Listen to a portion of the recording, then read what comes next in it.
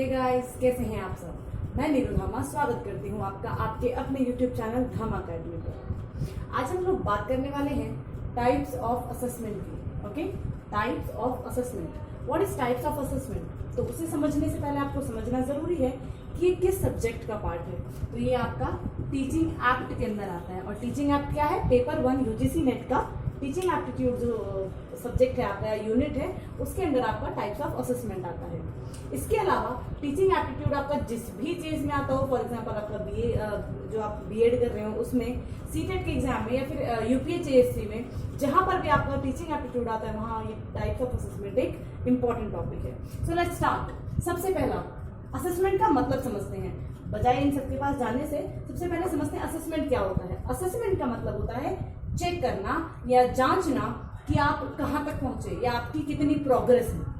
ठीक है, क्या बोला मैंने? किसी की प्रोग्रेस को जब हमें चेक करना होता है तो उसे हम असेसमेंट का नाम देते हैं। किसका नाम देते हैं? असेसमेंट का नाम देते हैं। Now there are 9 types of assessment, where हम एक एक करके सब चीजों को समझने की कोशिश करेंगे। तो चलिए करते हैं शुरुआत। Number 1 which is formative assessment. What this है? Formative assessment. क्या होती है फॉर्मेटिव असेसमेंट? आपको अगर हमारे सीबीएसई वाले स्कूल में पढ़े हैं तो वहां पे फॉर्मेटिव और समेटिव तो इतनी बार बोला जाता था कि हमें याद हो गया था। फॉर्मेटिव का मतलब होता है जब आप पूरे year, through out the year, आपका जो कुछ ना कुछ असेसमेंट्स चलती रहती हैं उनको हम बोलते हैं फॉर्मेटिव असेसमेंट। क्या कहा? जब थ्रू आउट द ईयर जब कुछ ना कुछ असेसमेंट चलती रहे उसे हम फॉर्मेटिव असेसमेंट बोलते हैं। फॉर एग्जांपल हमसे कहा जाता था कि अभी इस चीज की फाइल बनानी है, उसके बाद उस चीज की फाइल बनाओ, उसके बाद तुम्हारा छोटा सा कुछ ना कुछ टेस्ट होगा, उसके बाद कुछ प्रोजेक्ट होगा और उसके कुछ मार्क्स लगते थे और वो अल्टीमेट जाके आपके समेटिव में जाके ऐड हो जाते थे। क्या होता था? ये हमारे फॉर्मेटिव है इतने इतने इतने इतने और ये सब ऐड कहाँ हो जाते थे? एक बड़े समेटिव के अंदर हमारे मार्क्स ऐड हो जाते थे। तो ये होता था हमारा formative assessment. I hope it's clear. Next है summative assessment. As the name suggest summative, इसका एक ही वर्ड है जिसको हम बोलते हैं एट द एंड। जब हमारे होते हैं ना वो फाइनल एग्जाम्स, उन्हें हम समेटिव असेसमेंट्स बोलते हैं। उनको भी हमने 2 पार्ट में डिवाइड कर दिया था। 2 बार हमारे सेमेस्टर एग्जाम्स होते थे, सेमेस्टर 1 एंड सेमेस्टर 2। लास्ट वाले में फाइनल होता था और फर्स्ट टर्म का भी कुछ कुछ आ जाता था, तो वो हमारा समेटिव असेसमेंट है। याद रखिए दोनों में डिफरेंस। फॉर्मेटिव में क्या होता है? छोटे छोटे छोटे छोटे पार्ट्स को मिला के एट द एंड फिर समेटिव में ऐड हो जाते हैं। और समेटिव क्या होता है? At the end when we do the evaluation is called summative assessment. Now the third one is the diagnostic assessment. अगर आप मेरी वीडियोस में कंटिन्यू हैं तो आपको पता होगा मैंने डायग्नोसिस टेस्ट एक कराया था, उसमें मैंने क्या बताया, तो सेम वही चीज डायग्नोस्टिक असेसमेंट में आएगी। डायग्नोस्टिक को आप एक डॉक्टर से समझ सकते हैं। डायग्नोस्टिक मतलब डॉक्टर। ये याद करने की ट्रिक है। डायग्नोस्टिक डॉक्टर से मैं क्यों कह रही हूँ? क्योंकि जब हमें किसी स्टूडेंट की या किसी पर्टिकुलर पेशेंट की कोई स्ट्रेंथ, वीकनेस, सब चीज जाननी होती है, वहां पे हम डायग्नोस्टिक असेसमेंट करते हैं। फॉर एग्जांपल अगर मुझे समझ में नहीं आ रहा है कि बच्चा कहाँ कमजोर हो रहा है, बच्चे की कहाँ कमियां आ रही हैं, और मैं उसको फाइंड आउट करने के लिए अगर मैं बच्चे से टेस्ट लेती हूँ, उसकी असेसमेंट करती हूँ, तो उसको मैं डायग्नोस्टिक असेसमेट का नाम देती हूँ। आया समझ में? अगर मैं एक शब्द में लिखूं तो कैसे लिखेंगे इसको? ये एक वीकनेस और स्ट्रेंथ का काम करती है। Now the fourth one is the norm reference. What I said? The norm reference. What the norm reference called? और नॉर्म रेफरेंस के साथ साथ हम एक क्राइटेरियन रेफरेंस को भी समझेंगे। ठीक है, नॉर्म के साथ साथ क्राइटेरियन को समझेंगे। ये दोनों एक दूसरे से लिंक्ड है और ये आप समझ लीजिए प्रीवियस ईयर क्वेश्चंस में इतनी बार आया है that you don't have the chance to even skip it. तो इसको अच्छे से समझते हैं। चलिए, नॉर्म रेफरेंस क्या होता है? नॉर्म रेफरेंस का मतलब होता है आपका जब आप किसी एक बच्चे की दूसरे बच्चे से कंपैरिजन करके उसकी कुछ इवैल्यूएशन करें। क्या कहा मैंने? जब आप किसी एक बच्चे की किसी दूसरे बच्चे से कंपेयर करके इवैल्यूएशन करें, उसको कहते हैं norm reference assessment. For example मैंने एक बच्चे का मतलब मैंने पूरी क्लास का टेस्ट लिया और उस टेस्ट में मैंने नॉर्मल क्वेश्चंस पूछे थे, for example to the related to particular situation. उसके बाद मैंने कंपेयर करा कि किस स्टूडेंट ने बेटर किया हुआ है। ओके, मैंने क्या चेक किया?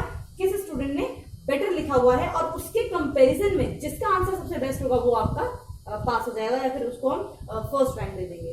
आया समझ में? क्या किया मैंने?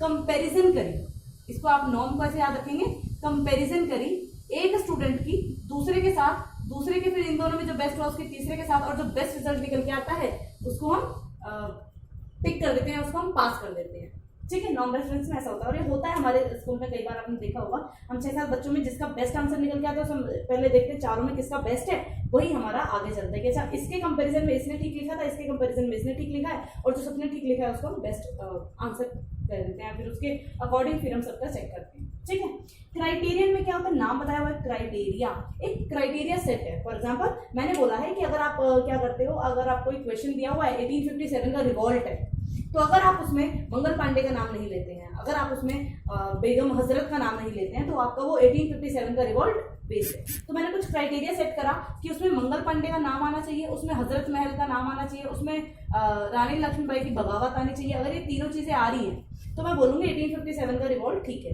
अदरवाइज मैं नहीं मानूंगी। तो मैंने क्या किया, क्राइटेरिया सेट कर दिया एंड उसके अकॉर्डिंग फिर मैं बच्चों का टेस्ट जो है चेक करती हूँ। आया समझ में? दोबारा रिपीट कर रही हूँ। नॉर्म में क्या करते हैं, एक दूसरे स्टूडेंट का कंपेयर करते हैं, whereas इन क्राइटेरिया हम एक क्राइटेरिया सेट कर देते हैं एंड उसके अकॉर्डिंग हम बच्चे का टेस्ट चेक करते हैं। Now the sixth one is the interim और द बेंचमार्क। नाम बता रहा है इंटरिम और बेंचमार्क। ये थोड़ा थोड़ा फॉर्मेटिव की तरह होता है, लेकिन फॉर्मेटिव से थोड़ा बेटर है। क्यों? क्योंकि इसमें हम करते हैं यूनिट टेस्ट। आप लोगों ने दिए होंगे, हमारी क्लास टीचर क्या करती थी, हर वीक मंडे को या फिर थर्सडे को हमारा टेस्ट होता था, और हमें वो टेस्ट में अपने आप को मतलब एटलीस्ट इतने मार्क्स आने चाहिए थे, उसके बिहाफ पे, मतलब उसके बेसिस पे बेसिकली जब हम उसमें कुछ एक लेवल तक ले आते थे तो ठीक है। अगर बच्चों का, स्टूडेंट का अगर मार्क्स में क्या किया था, हमने कंपेयर करते हैं हम, और क्राइटेरिया में हमने क्या करना है, एक क्राइटेरिया सेट कर देना कि यहाँ तक तो बच्चों को लिखना ही पड़ेगा, उसके बाद जो होगा वो देखा जाएगा। तो मतलब एटलीस्ट ये क्राइटेरिया, ये तो बच्चों को फॉलो करना ही पड़ेगा। अगर वो नहीं करते तो फिर वो असेसमेंट में उनका ये फेलियर हो जाता है, फिर उनके मार्क्स कम आते हैं। नेक्स्ट आता है आपका इंटरिम बेंचमार्क, या फिर इंटरिम असेसमेंट या फिर बेंचमार्क असेसमेंट। क्या होता है इंटरिम में बेंचमार्क असेसमेंट? इसमें कहा जाता है, इसका एक सबसे बड़े एग्जांपल है यूनिट टेस्ट। मतलब ड्यूरिंग दी होल प्रोसेस, जब तक आप कुछ चीज सीख रहे हैं, और एट दी एंड आपका बीच बीच में आपका प्रोग्रेस को चेक करने के लिए अगर हम कुछ टेस्ट लेते हैं, उसको हम इंटरिम या फिर बेंचमार्क टेस्ट देते हैं। और अगर हम इसे अपनी स्कूल लाइफ में समझे तो यूनिट टेस्ट होते थे हमारे, यूनिट टेस्ट हमारे इंटरिम टेस्ट होते थे। बोलते थे ना इंटरिम असेसमेंट चल रही है, अर्थात हमारा यूनिट टेस्ट चल रहे होते थे to check the progress of the learning. Okay, now the next one is the dynamic. ये अब थोड़ी सी डिफरेंट आ रही है, आप लोगों ने नहीं सुनी होंगी, but again they are very important, so we can not skip them. Dynamic assessment, what the as the name suggest dynamic, इसका मतलब होता है कि आपको कुछ ऐसी सिचुएशन दी जाती है जहां पे आपके पास जितनी पर्याप्त आपके पास रिसोर्सेज होने चाहिए वो नहीं होते, और उसके बाद आपसे बोला जाता है कि आप लर्निंग करो, या फिर आप उस चीज को प्रूव करके दिखाओ कि आपके पास कितनी कैपेबिलिटी है to understand that particular thing. थोड़ा सा ज्यादा हो गया, हिंदी में समझाते हैं। मतलब ये है, डायनामिक का नाम से समझ में आ रहा है कि कोई ऐसी सिचुएशन देना आपको, कोई ऐसा एक केस स्टडी नहीं देते थे हमारे टीचर्स कि पर्टिकुलर आपको सिचुएशन दिया, अब इसके आप खुद सोच के आओ इसका आंसर, तो उसको हम बोलते हैं डायनामिक, जहां पे हम ये चेक करने की कोशिश करते हैं दैट अगर वो रिसोर्सेज बच्चे के पास न भी हो या फिर ऐसी सिचुएशन न भी हो तो बच्चे किस तरह से कोप अप करेंगे, किस तरह से उसमें बेटर परफॉर्मेंस कर सकते हैं। Next is the synoptic, what the name suggest, synoptic assessment. इसको मैं ऐसे लिख दूं, विदाउट रिसोर्सेज। अगर मैं ऐसे लिखूं without the full resources we can say, अगर हमें कुछ चीज दी जाए और उसका हमें चेक करना पड़े तो हम बोलते हैं full resources. Okay, now what the next one is synoptic, और सिनॉप्टिक भी कहते हैं। सिनॉप्टिक असेसमेंट का मतलब होता है, आपसे कहा जाता है कि आपके पास जितनी नॉलेज है, जितने भी मतलब आपके पास फैक्ट्स आपके पास हैं, उन सबको इकट्ठा करके एक पर्टिकुलर नॉलेज हमें मतलब प्रेजेंट करो। फॉर एग्जांपल, एक स्पेसिफिक आपको प्रॉब्लम दी गई, यहाँ पे मैं अगर ऐसे बताऊं तो एक स्पेसिफिक आपके पास एक प्रॉब्लम है, स्पेसिफिक है वो प्रॉब्लम, और उस प्रॉब्लम में आपको बोला गया कि आप इसका सोल्यूशन फाइंड आउट करिए। और आप कैसे करेंगे? जो आपके पास प्रायर नॉलेज है या फिर आपने कहाँ से इकट्ठी करी। अब इसका ऐसे भी समझ में नहीं आ रहा है तो एक एग्जांपल देती हूँ। जब आप बेसिकली क्या होता है, जब हम किसी बहुत अच्छे लेवल पे जाते हैं, या फिर जैसे अगर आईएएस की जब ट्रेनिंग होती है तो क्या होता है, वहाँ पे लोगों को, मतलब जो स्टूडेंट्स होते हैं उनको भेजा जाता है ग्राउंड रिपोर्टिंग करने के लिए, और बोला जाता है कि आप अपने लेवल से बताइए कि वहाँ पे क्या सिचुएशन है, how can we remove that and how what are the consequences of doing that particular thing और नॉट। मतलब कि आपसे कहा जाता है अपने लेवल पे सोच के आओ, उस प्रॉब्लम को कैसे सॉल्व किया जाए, कैसे उसको बेटर किया जाए, और कहाँ कहाँ कमियां हैं, कहाँ कहाँ बेटर चीजें ऑलरेडी प्रेजेंट है। तो जब इतनी सब चीजों को हम एक छोटे मतलब एक व्यक्ति को या एक बच्चे को बोला जाता है सॉल्व करने के लिए, तो हम साइनॉप्टिक असेसमेंट बोलते हैं। और फिर उनके आके दोबारा से लब्जना में आके फिर जहाँ पे भी उनका एक सेंटर होता है वहां पे आकर उनको चेक किया जाता है कि प्रॉब्लम ये थी, और उनका उनके अकॉर्डिंग जो उनकी छोटी छोटी नॉलेज थी जो उन्होंने अपने थ्रू आउट द जो लर्निंग प्रोसेस था उनका अब तक का, उससे जो गेन करी और उससे फिर उनकी क्या रिजल्ट्स आए हैं उनको असेस करना होता है, तो उसको हम बोलते हैं साइनॉप्टिक assessment.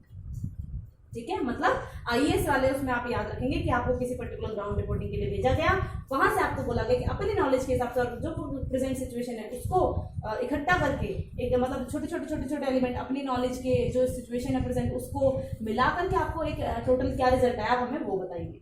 Next is the इप्सेटिव assessment और द सेल्फ असेसमेंट। नाम बता रहा है भाई सेल्फ असेसमेंट, मतलब मैं जब खुद अपनी असेसमेंट करूं, वो भी ऑन द बेसिस ऑफ जो मैंने प्रायर नॉलेज ली थी वो, और जो अब मेरी नॉलेज है वो, उसको कंपेयर करूं या उसको असेस करूं कि मैंने कितनी और मेहनत करी। फॉर एग्जांपल मैं रोज जाती हूँ, रनिंग करती हूँ और देखती हूँ क्या मेरा कुछ वेट लूज हुआ या नहीं, या मैं कुछ और वेट पुट ऑन तो नहीं हो गया, क्या मेरी प्रॉब्लम थी, क्या मेरा सोल्यूशन निकल के आया। अगर मैं ये सब चीजें करती हूँ उसको बोलते हैं इप्सेटिव असेसमेंट, मतलब मैं अपनी खुद की असेसमेंट कर रही हूँ। यहाँ पे देखा जाए तो मैंने कितनी यूनिट्स कवर की हैं, कितनी यूनिट्स अभी मेरी रहती हैं, क्या मैं सच में कर पा रही हूँ या नहीं, क्या मैं अपने previous year question paper solve कर पा रही हूँ या नहीं। जब मैं इस तरह की असेसमेंट करती हूँ तो उसको मैं बोलती हूँ ipsative assessment. I hope all these assessments are clear to you. फटाक से रिविजन करते हैं। फॉर्मेटिव का मतलब होता है जो कि आपकी असेसमेंट जो असाइनमेंट वगैरह बनती थी ना वो आपकी फॉर्मेटिव है, समेटिव में आपका एट द एंड होता है।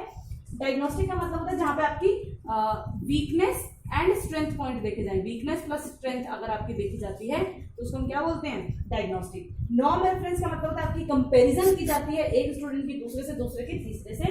क्राइटेरियन में क्या होता है, क्राइटेरिया सेट होता है कि इतना तो बच्चे को करना पड़ेगा otherwise he will going to get the 0 marks, right. मतलब कुछ क्राइटेरिया सेट होते हैं कि उतना तो बच्चे को करना पड़ेगा कुछ पर्टिकुलर क्वेश्चन का आंसर, कि उसमें जैसे मैंने बताया 1857 का रिवॉल्ट, तो वहां पे मंगल पांडे का नाम होना जरूरी है, हजरत महल की जिक्र होनी जरूरी है। अगर वो चीजें हैं तो बच्चे का फिर आगे बढ़ाएगा। इंटरिम बेंचमार्क का मतलब यूनिट टेस्ट जो हमारे होते थे।